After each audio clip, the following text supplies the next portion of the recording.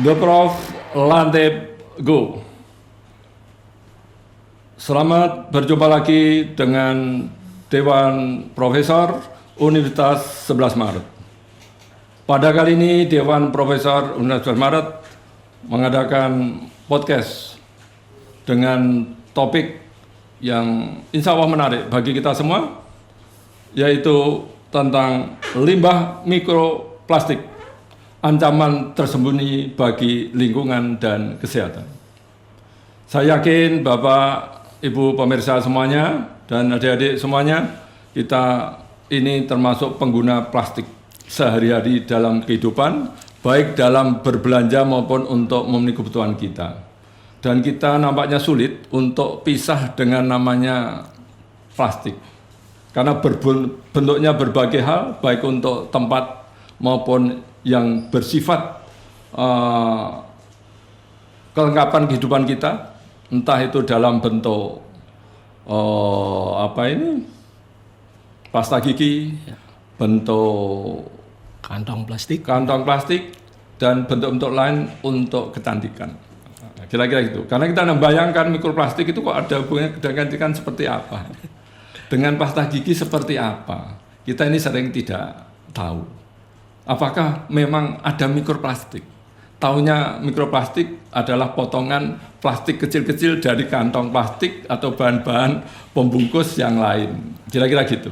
Namun kali ini kita akan mengulas lebih lanjut karena kita belum tahu betul kedalaman seperti apa, pemahaman kita seperti apa dengan mikroplastik. Untuk itu kali ini Dewan Profesor Universitas Barat mendatangkan narasumber ahli di bidang mikroplastik. Beliau adalah Bapak Profesor Dr. Muhammad Maskuri, MSc. Kepakaran beliau adalah di bidang kimia fisika material dari Universitas 11 Maret. Untuk itu kita tidak terlalu lama perkenalan, beliau akan memperkenalkan diri sendiri bagaimana beliau ini kok bisa tertarik tentang mikroplastik ini. Untuk itu, silahkan Prof. Maskuri untuk menyampaikan diri bagaimana Anda mengenal dan bagaimana mikroplastik ini menjadi ancaman tersembunyi bagi lingkungan dan kesehatan. Monggo, Prof. Terima kasih, Prof. Ki. Assalamualaikum warahmatullahi wabarakatuh. Waalaikumsalam warahmatullahi wabarakatuh. Yang pertama tentu saja saya mengucapkan terima kasih ya atas diundangnya saya dalam forum podcast Dewan Profesor UNS ini karena forum yang baik untuk bagaimana kita bisa mensosialisasikan terkait dengan kepakaran ya atau penelitian yang terkini ya yang kita lakukan untuk kebermanfaatan masyarakat. Benar yang disampaikan oleh Prof. Ki tadi ya, Bapak Ibu mestinya sudah tahu plastik itu akrab dengan kita, di mana-mana kita menggunakan plastik. Kita pakai kemasan, kita pakai plastik, kantong plastik. Kita pakai plastik untuk keperluan rumah tangga, bermacam-macam alat rumah tangga terbuat dari plastik. Bermacam-macam alat industri terbuat dari plastik. Nah, ini manfaatnya plastik banyak ya. Ternyata di samping kebermanfaat itu, plastik itu juga memberikan suatu dampak kepada lingkungan dan kesehatan. Nah, salah satu pencemaran yang saat ini ya ramai diperbincangkan dan nanti kebahayaannya jangka panjang itu adalah mikroplastik. Nah, mikroplastik ini sumbernya dari macam-macam. Kalau tadi saya sampaikan dari limbah rumah tangga, ternyata tidak hanya dari limbah rumah tangga.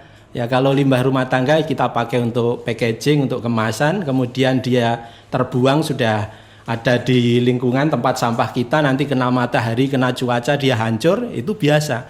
Tapi ternyata plastik itu dalam ukuran yang memang dibuat waktu awalnya dalam bentuk kecil itu ada. Ya, tadi disampaikan oleh Prof. Ki, ternyata mikroplastik ini muncul pada alat-alat atau bahan-bahan kosmetik kesehatan. Salah satunya adalah pasta gigi. Nah, ini nanti kalau terbuang ke lingkungan dia mencemari. Nah, bagaimana pencemarannya nanti kita akan gali lebih lanjut ya. Tapi yang jelas mulai sekarang kita harus waspada terkait dengan mikroplastik ini karena banyak kita pakai tapi kita buang juga banyak ke lingkungan dan nanti menimbulkan kebahayaan yang lebih luas lagi. Itu kira-kira pengantar untuk materi ini, Pak. Baik, Prof. Bagaimana terkait dengan mungkin secara sekilas mikroplastik itu bentuknya seperti apa? Tadi dari mana asalnya dan mengapa dia itu kok berbahaya bagi lingkungan dan kesehatan. Mungkin di awal dulu bisa disampaikan. Iya. Jadi kalau kita lihat dari pengertiannya, para ahli itu mengkategori plastik itu atau mikroplastik itu yang ukurannya adalah kurang dari 5 mm ya. Jadi kalau kita punya penggaris 30 cm, 1 cm ya, kemudian dibagi 2 ya, 1 cm dibagi 2 itu lebih kecil dari itu masuk kategori mikroplastik. Tetapi lebih kecilnya itu bisa sampai kecil sekali. Ya, kecil sekali itu sampai mendekati nano, ini yang bahaya. Jadi plastik yang ukurannya mendekati nano tentu saja masuk ke dalam sistem tubuh kita itu bisa berbahaya.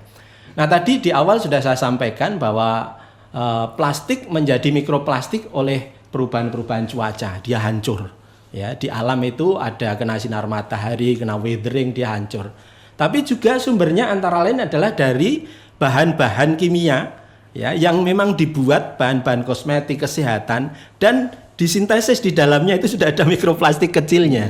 Nah ini bahaya ya. Contohnya tadi saya sebutkan ada lipstick ya, kemudian pasta gigi, eyeliner ya, kemudian scrub untuk wajah. Kita kalau mau cantik kan semua Bapak Ibu hadirin kan pasti menggunakan sunblock dan sebagainya ya.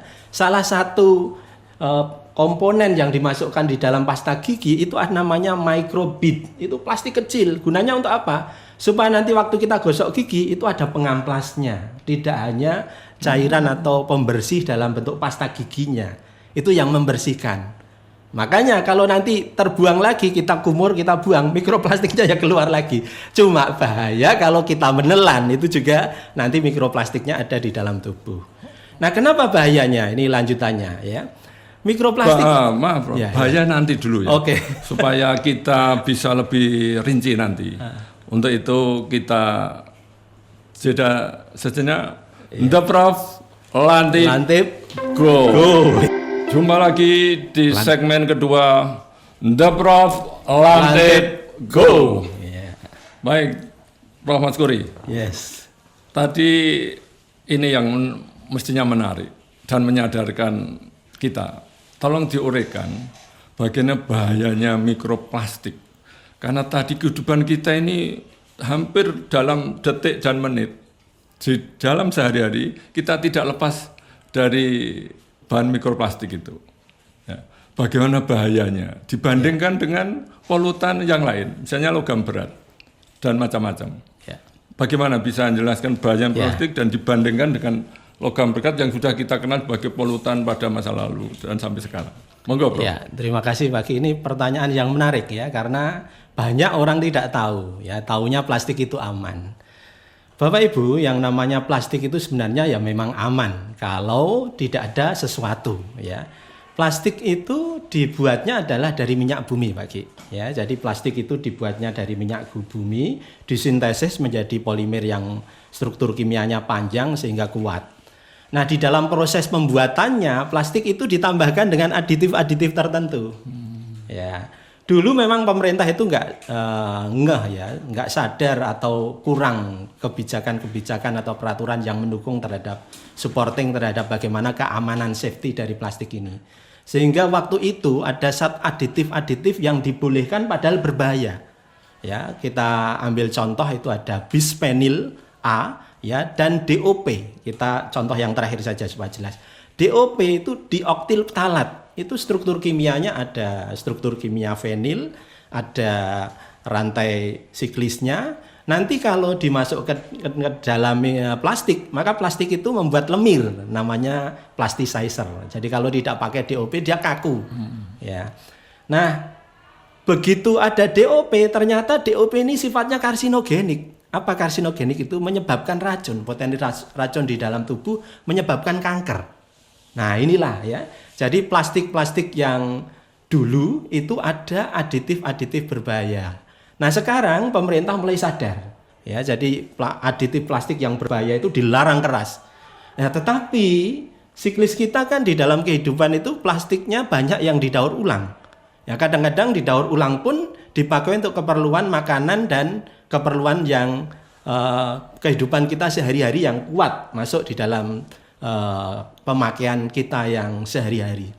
Nah itu berbahaya. Misalkan kalau kita lihat ada penjual bakso, membungkus bakso bungkus kita, biasanya pakai apa Bapak Ibu? Kan langsung kita bungkus pakai Plastik. kemasan plastik kalau kita tidak bawa wadah dari sendiri. Padahal suhunya 80 loh itu, 90 derajat. Ciri-ciri plastik itu jangan dibayangkan dia masif. Plastik itu berpori.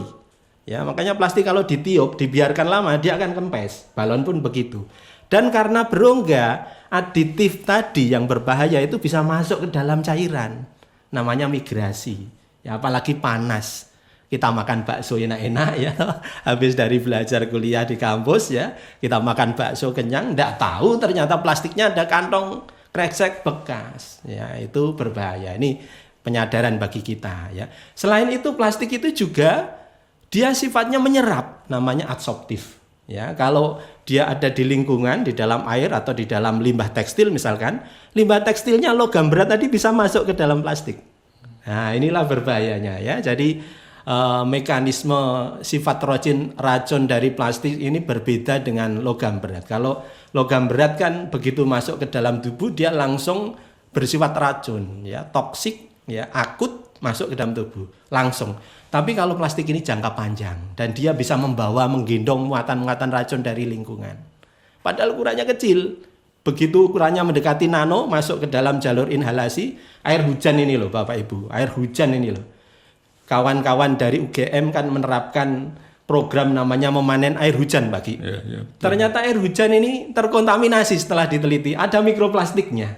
Ya kan luar biasa. Air hujan ada mikroplastiknya. Diperoleh dari mana? Dari atmosfer ini. Mikroplastik hancur di dalam proses mekanisme alam, kemudian dia ada di atmosfer, kena air hujan, hujannya ini membawa plastik, terus kita tadai air hujan, kita panen, kita pakai untuk konsumsi minum, ya, kita pakai untuk konsumsi yang lain, maka nanti masuk ke dalam tubuh. Ya, tetapi tentu saja proporsi yang ada di dalam air hujan ini sangat kecil, ya. Cuma kita perlu waspada. Yang paling banyak itu adalah mikroplastik pada saluran air, ya, di sungai, kemudian masuk ke laut. Nah ini juga ada kebayaan sendiri. Begitu air sungai atau masuk ke laut tadi banyak mikroplastiknya, dia nanti ada di air laut. Para penambang garam itu membuat garam dari air laut. Akhirnya apa yang terjadi? Karena ada mikroplastiknya di dalam air laut, dia masuk di dalam garam. Begitu kita buat sayur, ada mikroplastiknya. Ya, padahal sifat toksisnya itu. Jadi memang plastik ini perlu kita waspadai. Ya, ada zat-zat berbahaya. Kalau zat kimia yang ditambahkan sekarang plastik baru, insya Allah semuanya aman. Ya, Kementerian Kesehatan sudah melarang bisphenil, melarang DOP. Cuma takutnya kita kalau sirkuler, ya, plastik didaur ulang kok dipakai untuk makanan minuman lagi, itu ada kebahayaan. Ya, sekaligus tadi plastik yang ada dibuat untuk kosmetik, itu namanya microbit. Ada di dalam pasta gigi, lipstick. Ya. Kalau dipakai untuk keperluan luar tubuh ini kan dalam tanda kutip tidak ada bahayanya. Tetapi kalau di dalam mulut, ya, pasta gigi, ya, itu dia memang bersihkan gigi. Kadang-kadang kita tidak suka gigi kita agak kuning, padahal itu alami gitu ya. Kita maunya gigi kita bersih, putih gitu. Begitu kita gosok gigi, ada mikrobitnya itu efeknya dia membersihkan secara mekanis. Ya, saat gigi berinteraksi dengan plastik, dia gosoknya menjadi lebih halus. Tetapi karena ukurannya kecil, kita nggak kerasa ya. Itu bisa, kalau kita telan bisa masuk, ya. Tapi kalau enggak ya aman. Makanya pesan ya, nanti kalau gosok gigi jangan ditelan ya. Cuma anak-anak kan kalau sikat gigi Pak Ki ya, itu kan pakai pasta gigi yang berasa-rasa. Ya, ada rasa apa, buah apa, rasa buah apa. Ya karena rasanya enak diminum oleh dia. Nah ini ibu-ibu supaya tahu ya. Ini kebahayaannya Pak Ki. Begitu kira-kira ya. Terima kasih Prof. Maskuri. Ini menyadarkan kita. Kita mungkin tahu sebagian tentang polutan plastik, tapi tidak membayangkan bahwa itu yang ukurannya mikro, itu masuk melalui berbagai jalur, baik makanan yang kita makan maupun bisa masuk langsung. Ini menyadar kita. Moga-moga ibu-ibu, bapak-bapak, adik-adik, ya, ini informasi yang menurut saya penting bagi kita. Nah, untuk itu, bagaimana cara mencegah ini, baik khalayak kita semuanya, untuk meminimalisir penggunaan plastik dan terkait dengan polutannya ini, termasuk bagaimana pemerintah mengatur Ya. yang kondisi polutan mikroplastik supaya tidak menjadi berlimpah.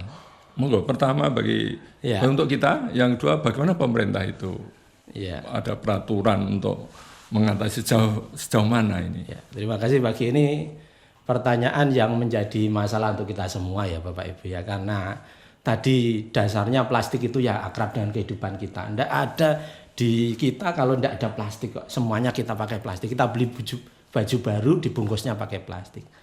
Maka salah satu ya kunci untuk menanggulangi plastik ini adalah dari awalnya. Ya, satu memang kesadaran bahwa kita harus tahu plastik itu ada bahayanya. Zaman dulu kita pakai bungkus pisang ya. Kertas itu relatif aman dari sisi lingkungan. Bungkus pisang apalagi, tapi bungkus pisang sudah langka diperoleh ya. Jadi satu kesadaran. Bagaimana kalau kita nanti belanja ibu-ibu, ya jangan minta kresek dari tokonya dipakai sekali. Ini kan nanti sekali dibuang. Kita bawa tas sendiri dari rumah. Nanti belanja pakai lagi tasnya, maka plastiknya tidak akan ada ya, terkurangi. Satu kesadaran untuk menggunakan plastik dari sisi pengurangan seminimal mungkin timbulannya. Ya, ini penting supaya nanti sejak awal itu sudah tidak banyak plastik dipakai. Kalau nanti sudah kita pakai, kita harus punya langkah berikutnya. Ya, biasanya ini sudah dilakukan oleh para pemerhati, para ahli lingkungan untuk disosialisasikan ya. Itu memilah sampah plastik dengan sampah organik. Bapak Ibu mesti tahu ya, sampah sehari-hari kita itu 60% sampah organik. TPA Putri Cempo, tempat pembuangan akhir sampah di Solo, namanya Putri Cempo, itu rata-rata 200 lebih ton setiap hari pagi. Coba luar biasa ke. 60%-nya itu adalah sampah organik. 10, 15, 20%, mohon maaf, sampah plastik.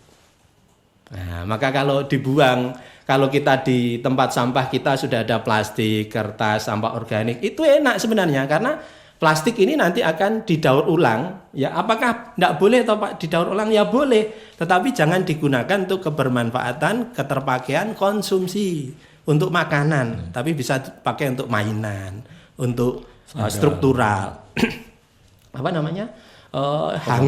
Hanger itu kan dari plastik dan aman. Jadi seperti itu bisa dipakai. Nah, setelah itu misalkan tadi yang kosmetik ya. Nah, pemerintah sudah, mohon maaf, ini merek-merek terkenal loh dan mahal, itu masih menggunakan microbit.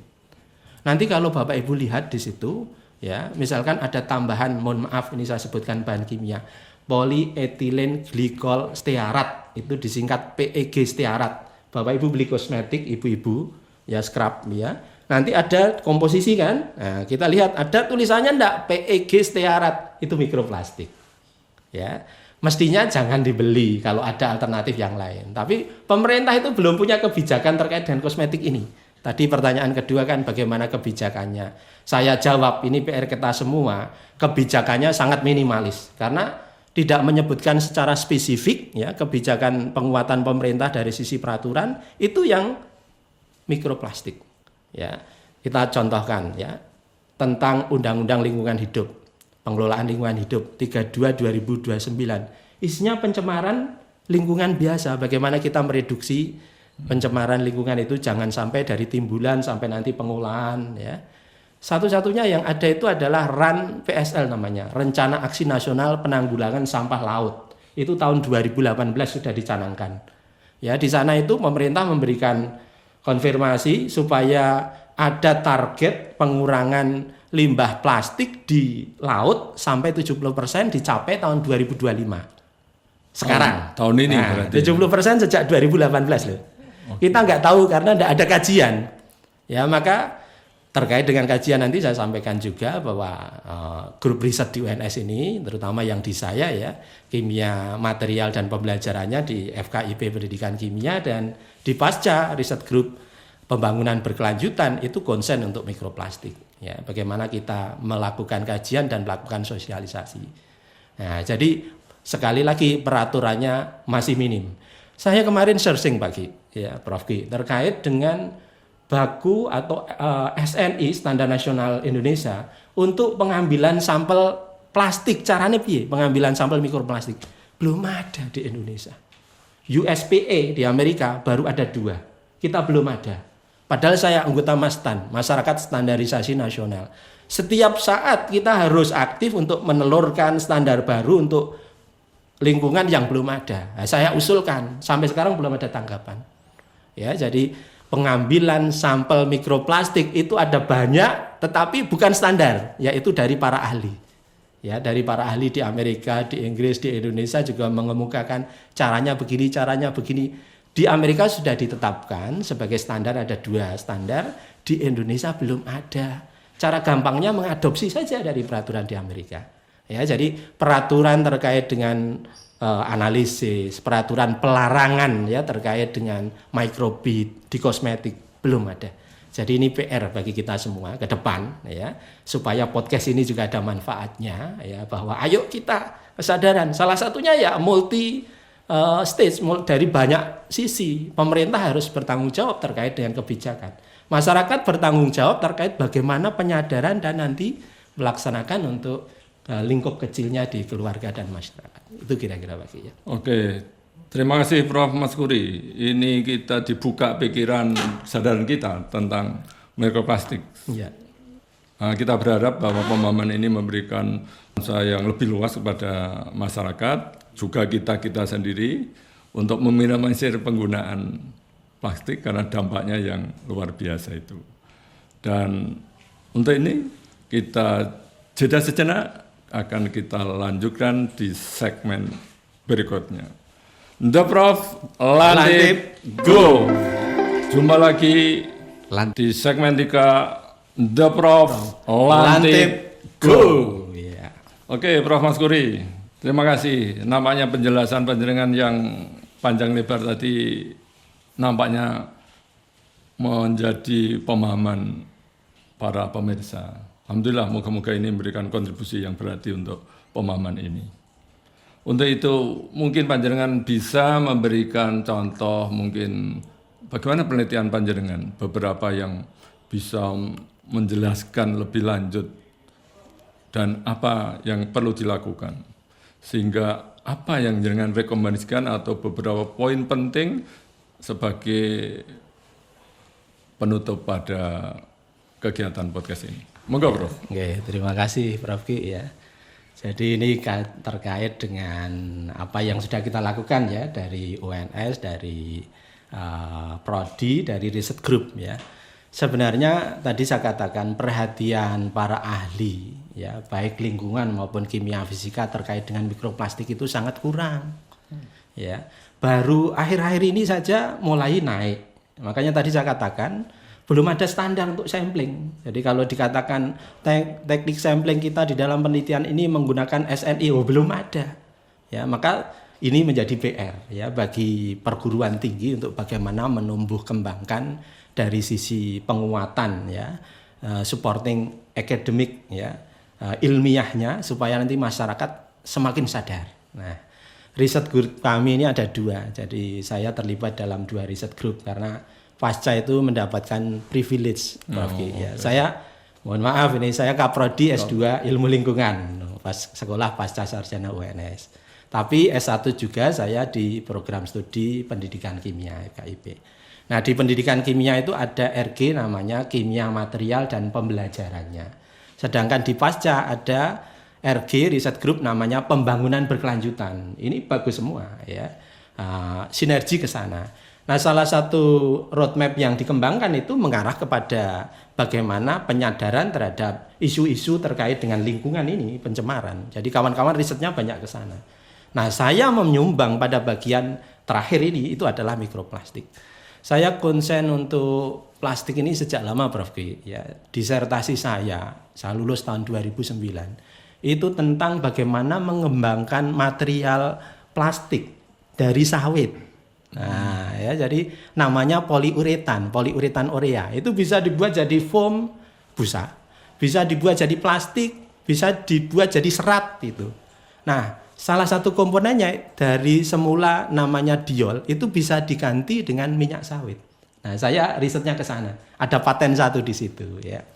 Nah, ini asal mula dari mana cerita berasal saya tertarik dengan mikroplastik ya. Jadi penyadaran terkait dengan penanggulangan itu salah satu solusinya adalah bagaimana kita mengganti plastik dengan bahan yang ramah lingkungan.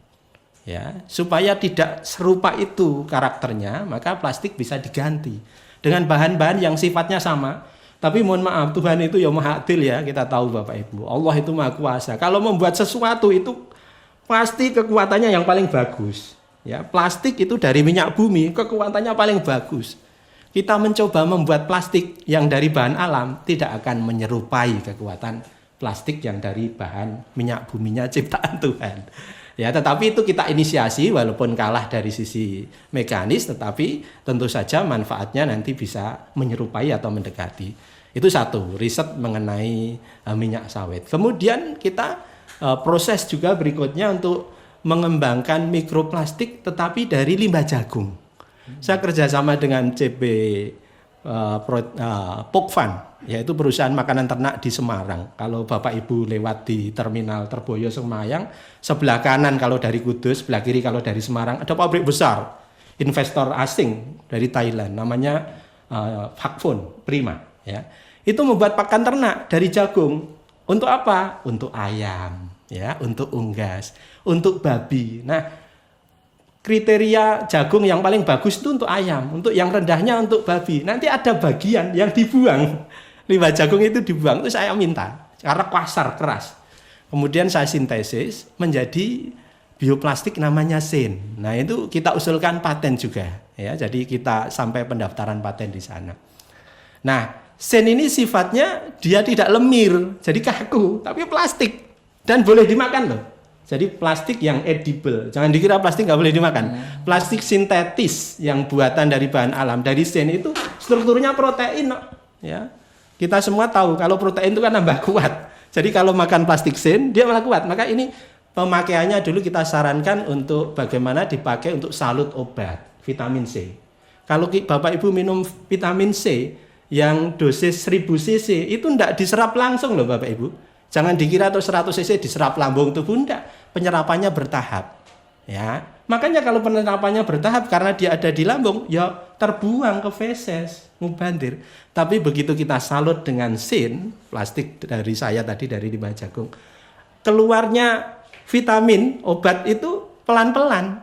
Ya, keluar ke lambung itu pelan-pelan. Jadi diserapnya maksimal vitamin C itu sebelum masuk ke pencernaan usus halus, usus besar dan dibuang lewat feses. Ya, jadi salah satu tujuannya itu adalah itu. Tapi kekuatan mekanisnya dia kaku. Jadi ada kelemahannya. Maka solusinya menggunakan plasticizer dari sawit juga, dari minyak goreng. Nah, itu dalam riset berikutnya. Nah, yang terakhir-terakhir ini saya riset betul-betul ke mikroplastik ini. 3 tahun terakhir ini. Dapat dana dari Jakarta, dapat dana dari UNS untuk mengembangkan mikroplastik. Dan ini diikuti oleh adik-adik saya. Jadi saya minta untuk kawan-kawan di MIPA, kawan-kawan di Pasca, kawan-kawan di FKP, ayo riset mikroplastik. Ya, kita sharing dengan UGM. Karena ini penyadaran untuk pemerintah, untuk kita semua supaya terbangun roadmap mikroplastik ini. Tahun 2023 kami memetakan kelimpahan mikroplastik di sepanjang Das Bengawan Solo Hulu. Bengawan Solo ini kan sungai terpanjang di Jawa, 580 sekian, mulai dari Wonogiri, Gajah Mungkur sampai ke Sidoarjo. Kalau kita bagi 2, dari Wonogiri sampai Ngawi, itu namanya Das Bengawan Solo Hulu. Pencemarannya ini masih belum banyak ya, tetapi mulai Solo ke sana mulai banyak. Tapi itu riset awal di daerah hulu. Kami bagi stasiun-stasiunnya ada 4 ya, ada di Bendung Colo, ada di Njuruk, kemudian Sragen, terakhir di Ngawi. Dan mestinya kita tahu ya kira-kira hasilnya apa. Semakin ke arah hilir itu pencemarannya semakin banyak, termasuk mikroplastik. Itu ada di sedimen, ada di air sungai, dan ada di biota air termasuk ikan.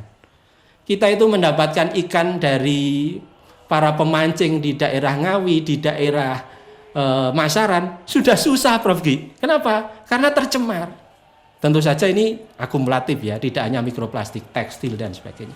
Tapi kita berburu, akhirnya kita dapat, kita bedah pencernaannya, kita analisis mahasiswa. Ya ternyata ada mikroplastiknya. Jadi tidak hanya di jaring-jaring makanan lah ya, tidak hanya di air sungai, di sedimen ya.